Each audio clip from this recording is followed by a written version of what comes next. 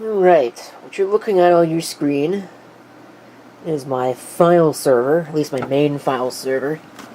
I have a bunch of different file servers, but this is the primary one that is used to store most of my stuff. It's in this eMachines case. If you want to know what model it is, it's an ET1641, or at least it was. But it's got some new hardware in it, and what we're going to do is we're going to change the case, because I actually want to use this case for a different project. Now, you'll have already seen the reuse of this case, because I did that on Christmas, or for Christmas. I actually did it on Boxing Day. But the case we're going to put it in is this, right here. This is a Sony Vaio of some description. I forget the model number on it, although it says right there what it is. Nothing particularly special. It's a Pentium 4. Actually, it's Pentium D. I think it's a 2.8 gigahertz Pentium D. There's nothing wrong with the system itself, but Pentium D is not going to be useful for any kind of server duty, and I'm probably going to pull this power supply too, because this power supply is not 80 plus rated, and I think the one that's in there already is. So I'll probably just put that one in, take this one out, put that power supply in there, and use that for the project. I'm also going to pull these optical drives because they're IDE, and they're of no use to me because they're IDE. So those will have to come out. Basically, I'm going to gut this case and install the hardware from that case in it. So I'll be right back once I have emptied out this case, but you won't have to wait at all thanks to the magic of video editing. It's naked! Well, the case itself is. I was going to pull these two optical drives, but that was a pain to get that out. So I've made the decision that I'm just not going to take these optical drives out, because quite frankly, I'm not going to need any more than these 4 drive bays anyway. So, because I can't put much more into that particular device that's not going to be USB attached or eSATA or whatever. Because I think the way it's set up right now, I only have 1 extra SATA port. So, am I going to add another drive to it? It's not very likely. And if I do, it'll probably just be USB attached, because the board has USB 3.0 ports. So, you know, what's really the point, honestly? So, I'm going to leave them here. I'm not going to hook them up, but I am going to leave them here because there is no IDE port on that motherboard, so I can't hook them up anyway. But they'll stay here, and they just won't be removed, because that's a pain to get the faceplate off. So, forget it. Now I got to pull the board. I forgot how tiny this board was. Not that it matters. Like I said, I'm going to pull this power supply. I think this is one of those 550 watt FSP group power supplies, but I'm not positive. Either way, there's a lot of unused wiring on it, which is going to have to be dealt with. But, yeah, I only have, let's see, 1, 2, 3, 4 requirements, because that's got 2 drives on it. Now, I am going to need to make note of where these drives are plugged in and which ones go where. Or I may just not make a note of it, plug them in, and then swap them as necessary. That'll probably be what I end up doing, because this is kind of confusing. I can't see what drives are which. I should have made note of it before I powered it off. Okay, so the old case is now empty. All drives have been removed. The 5 1/4 to 3.5 inch adapters are going to go back into this case eventually, but I want to at least get this project done first before I worry myself with that. So now I just have to get this thing out of the way. Here's what the case actually looks like in the front, if you were wondering. The rarely seen front of the case originally was a Celeron. I think I actually still have that chip sitting around here somewhere. The board was dead though, so it's a good case, but it's served its purpose for this at least. It's only going to temporarily be used for a new task, and then it will end up getting replaced with something else. I'll talk about that in the video of that machine.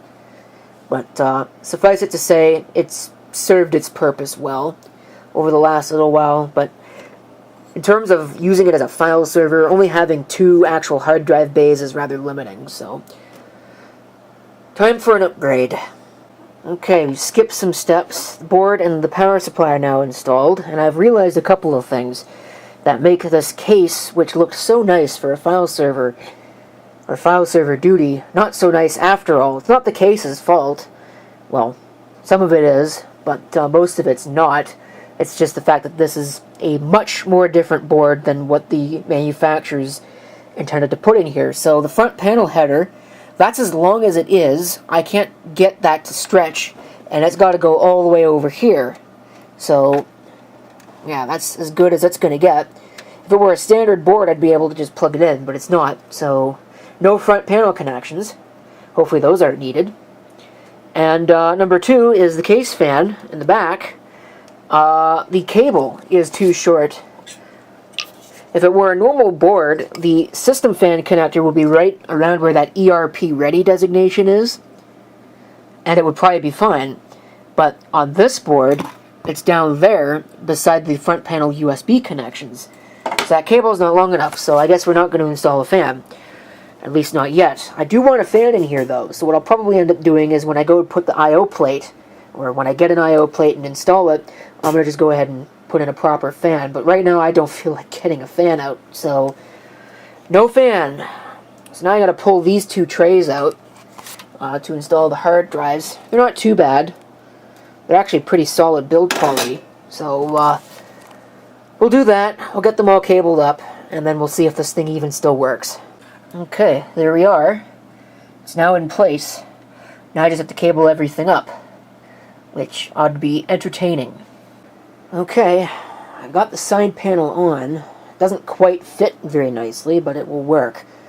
Let's see if the same can be said for the rest of the system now that I've put the side panel on it.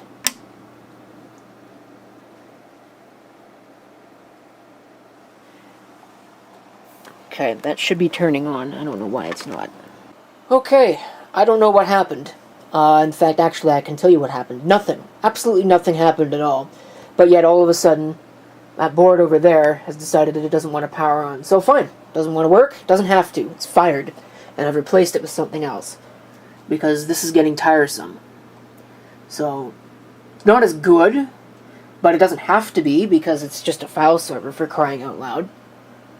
So it's good enough. I've set everything up the way that I would like to have them set up. So we'll watch and see if it'll actually start. I don't think I've made any changes to it. Although it turned off anyway for some reason. I don't know. It's only got 8 gigs of RAM. I may look at upgrading it later. Probably will look at upgrading it later once I change this motherboard back to something that's a little bit newer. I don't remember what that cost me. I don't think it cost me too much. It's probably a good thing because it's not very good. So, I mean, when it worked, it was nice, but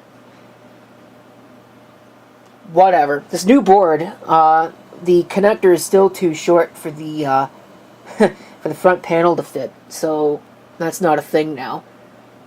I have no network plugged in, which means it's not going to be on the network. I'm going to have to change the Ethernet MAC address again. And I'm going to then make sure that all my drives are connected and seen and all of that. And then we can put it back. This has taken entirely way too long. It's not 7 o'clock. I'm not sure why it thinks it's 7, but sure. Actually, it's probably because this thing hasn't been powered on since DST happened, so whatever.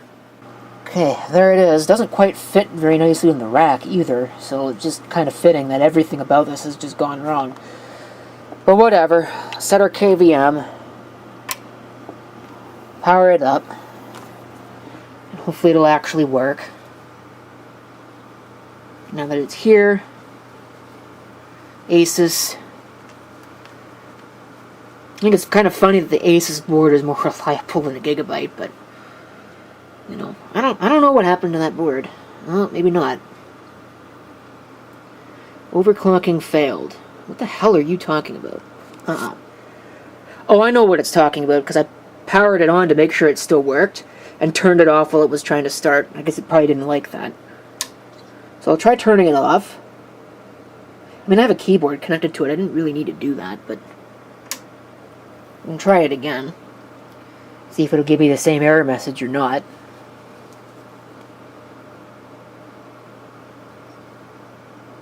Asus. Inspiring innovation, persistent perfection.